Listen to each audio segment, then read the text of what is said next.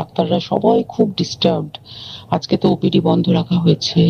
Actually যেটা ঘটেছে সেটা হচ্ছে, আমি শুনে তো মানে বিশ্বাস করতেও নিজেকে কেমন লাগছে রে। প্রত্যেকটা আমাদের ওয়েস্ট বেঙ্গলের প্রত্যেকটা মেডিকেল কলেজে, বিশেষ করে কলকাতার সরকারি মেডিকেল কলেজগুলোর প্রিন্সিপালরা, ডিপার্টমেন্টাল হেডরা, প্রিন্সিপালরা বিশেষ করে, তারা পাশ করানোর জন্য স্টুডেন্টদের কাছে রীতিমতো টাকা নেয়। যেসব স্টুডেন্টরা, ইন্টার্নরা, পিজিটিরা যারা ভালো করে ক্লাস করে না বা থিসিস তারা জমা দেবে, পিজিতে তো থিসিস জমা দিতে হয়, তো যারা MBBS final year final pass করবে না সাপ্লি পাইয়ে দেবে, ইন্টার্নের কমপ্লিশন দেবে না, ইন্টার্ন হওয়ার পর কমপ্লিশন না দিলে তারা রেজিস্ট্রেশন নাম্বার পাবে না, এই সমস্ত ভয় দেখিয়ে টাকা পয়সা নেয়। সমস্ত জায়গাতেই এটা আছে।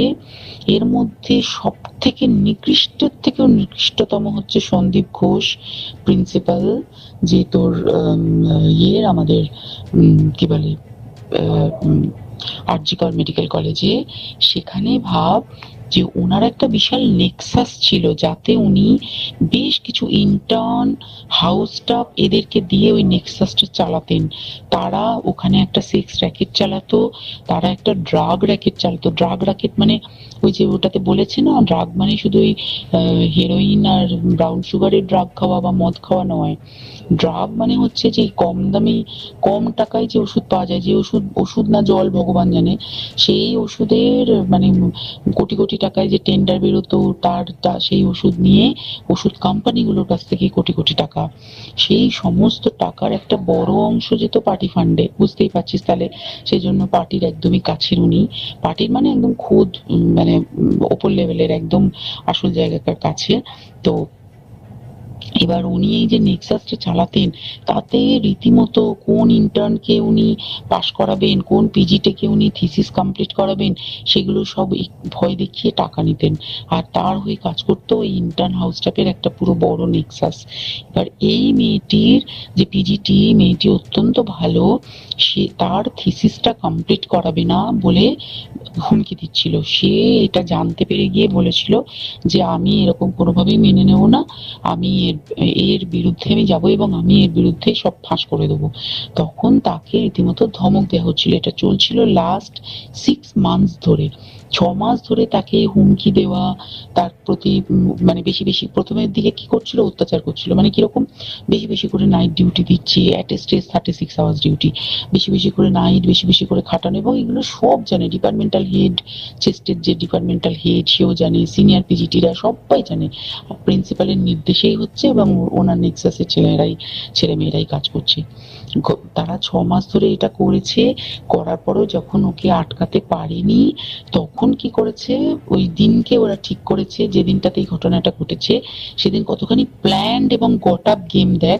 সেই দিন ওই ঘরে, ওই সেমিনার রুমে প্রত্যেক দিনই 4 তলার আরো অনেকেই যারা সিনিয়র পিজিটি বা জুনিয়র পিজিটি, তারা কিন্তু বিশ্রাম নিতে যেত, অনেকেই ওই ঘরে যেত। সেই দিনকে ও একা, ওকে বলেছে তুমি ঘুমিয়ে পড়ো, ওকে একা রেখে এসেছে। বাকিরা কাউকে যেতে দেয়নি, বলেছে ওই ঘরে আজকে ঘটনা ঘটছে, মানে কাজ হচ্ছে, ওই ঘরে কেউ যাবে না। ওই ঘরে সেই দিনকে ওর সাথে যখন খাওয়া দাওয়া করেছে বাকি 4 জন, সেই 4 জনের মধ্যে একটি মেয়ে পর্যন্ত ছিল। সে কিরকম মেয়ে চিন্তা কর, এরা ডাক্তার না জানোয়ার জানি না, আমি জানোয়ার বললেও জানোয়ারদের অপমান করা হয়, কারণ জানোয়ার সমাজে এরকম কাজ হয় না। তো ডাক্তার না কি আমি বলতে পারবো না। সেই ইন্টার্ন মেয়েটি আরেকটি ইন্টার্নের গার্লফ্রেন্ড।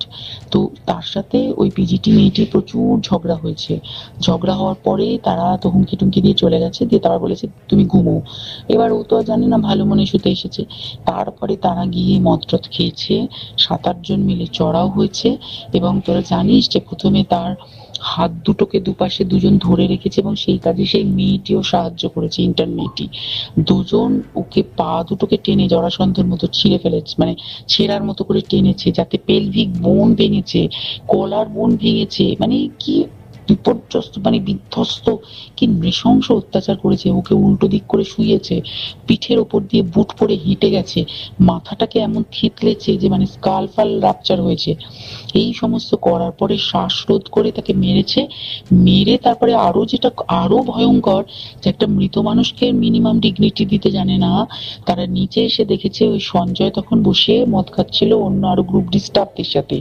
সঞ্জয় ছেলেটা হচ্ছে তার কাটা সঞ্জয় বলতো ওরা, ওকে বলে ফল গাই, মানে ওর একটু ওইসব আলুর দোষ আছে, ও যত্রতত্র যখন তখন প্রস্টিটিউট এলাকায় যায়। এবার দেখেছে যে একে দিয়ে যদি একটা রেপ করিয়ে দিতে পারি তাহলে ঘটনার মোড়টা অন্যদিকে ঘুরে যাবে। এইবার ওকে বলেছে, যা সেমিনার রুমে তোর জন্য রেখে এসছি, যা তুই এবার গিয়ে কাজ করে দিয়ে আয়। ও এসে ওই ডেড বডিকে রেপ করেছে যাতে তার ভ্যাজাইনাতে সিমেন্ট পাওয়া যায়।